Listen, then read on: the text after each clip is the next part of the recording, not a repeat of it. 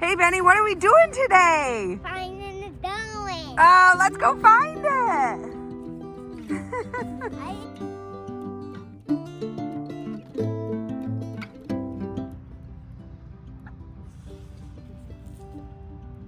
So we're heading out to the field. I've got Hayden and Benny, and today we're gonna do something really cool. This year it is so wet. We don't want to rut up the fields even further, so we are planting cover crop with a drone. So we have been working all week to pull drip tape, to prep the fields for today's excursion. It's still very, very wet. You can see the standing water, but we are excited to be able to use the drone to plant our rye. So let's go see what they're up to.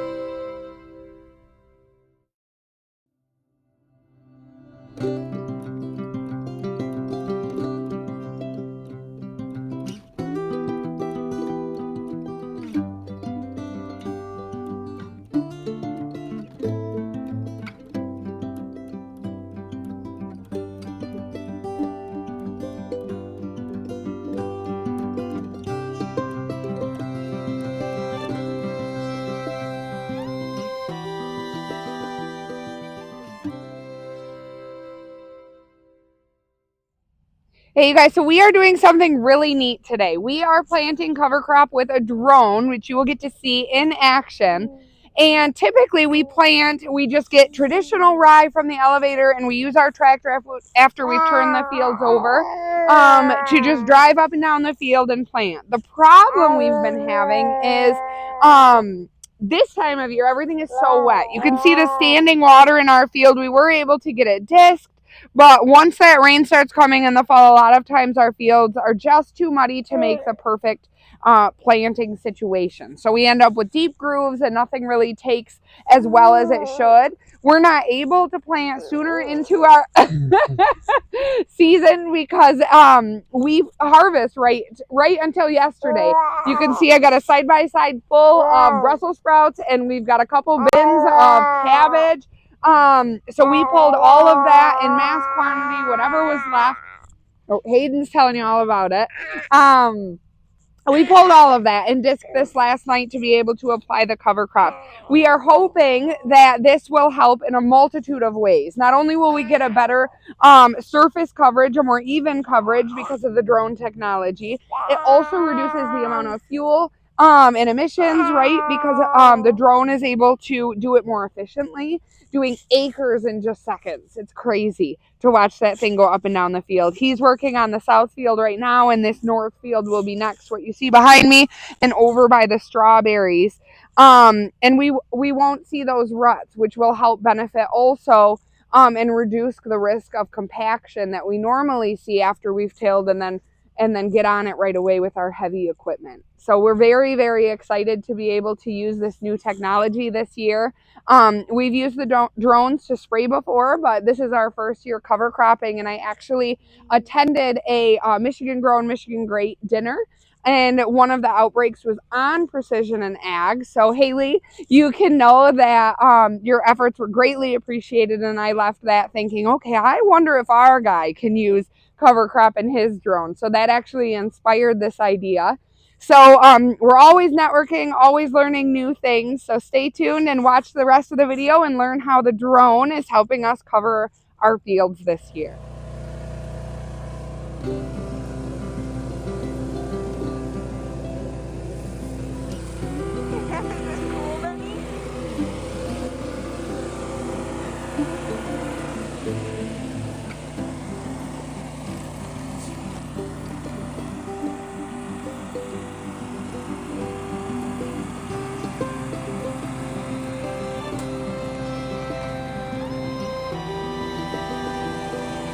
Okay,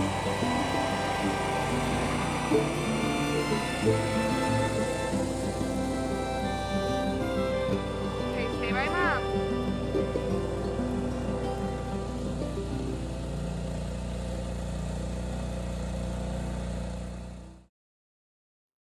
We are using something called triticale. I'm pretty sure that's how you say it. It's brand new to us this year. And it's actually a hybrid. It's a cross between rye and wheat. Rye is pretty much the only thing we've been able to get to grow this time of year since we're cover cropping so late in the season. So this is supposed to combine all of the best things of both. The disease resistance, the high yield, all of that. And you can see we're using a drone to apply it this year. You can probably hear the generator. It's pretty loud, but not too terribly loud. And the drone is helping us because the fields are so wet this year. We were able to turn them over, but planting the traditional way with our tractor creates ruts, and it's just not as perfect this time of year when you're driving through those wet conditions. So the drone is going to help us apply our cover crop to all of our fields in a more sustainable way and with less impact to the soil. You can see it's so neat. This fits in the back of his truck. He's been working on this field. He only fits a couple 5-gallon buckets in it at a time, and then he takes it out and applies them and then brings it back to load up. He's going to do all of our acreage. We have this south field that has been worked for a couple of weeks. This is where we grew our green beans this year, our garlic, and our pumpkins. So he's just applying it to that, and you can see way out back there, those fence posts, that's where we keep some of our animals. The benefit of us being able to cover crop, other than the traditional things like soil erosion and helping with weeds, giving nutrients back to the soil, in addition to all of that, we can also put our animals on it to feed and keep it at bay in the springtime when there's not much other forage.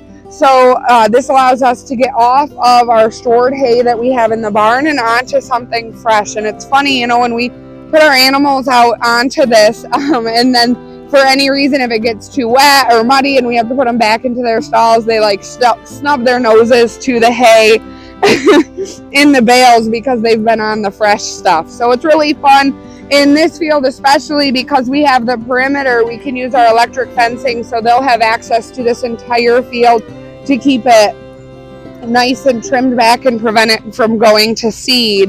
And then when we're ready to plant, if we've done our job and it's low enough, we can actually just turn it right into the ground without having to use Roundup or anything like that to kill it, which is really nice.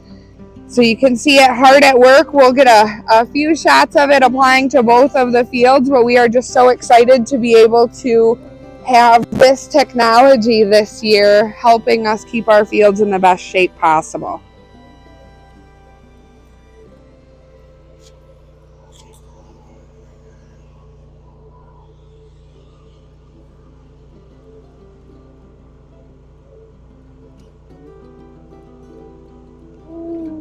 You see it falling down?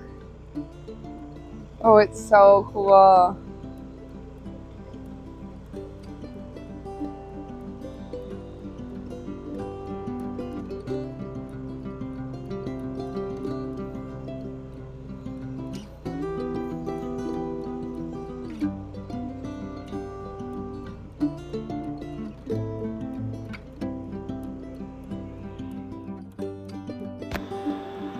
So thank you so much for watching today as we took to the fields and planted our cover crop. And another huge benefit is that instead of spending time in the field fighting the mud, planting our cover crop, we're now able to use this time to focus on the things that matter in the fall.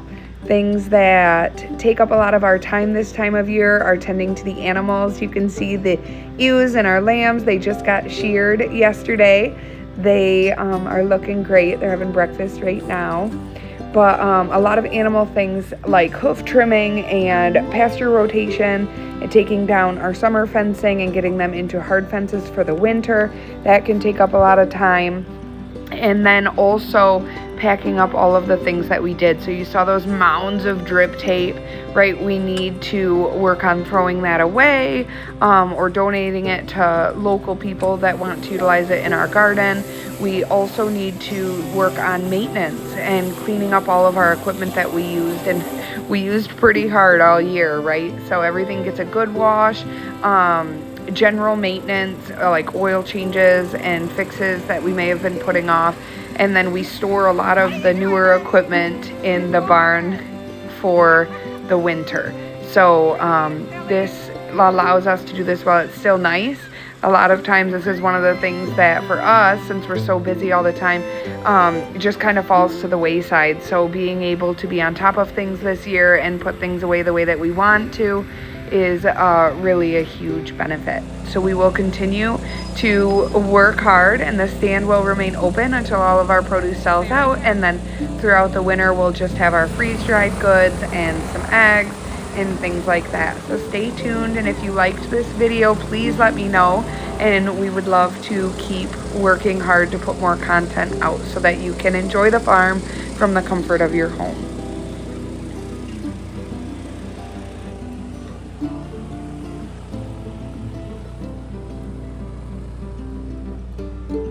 Stay right here.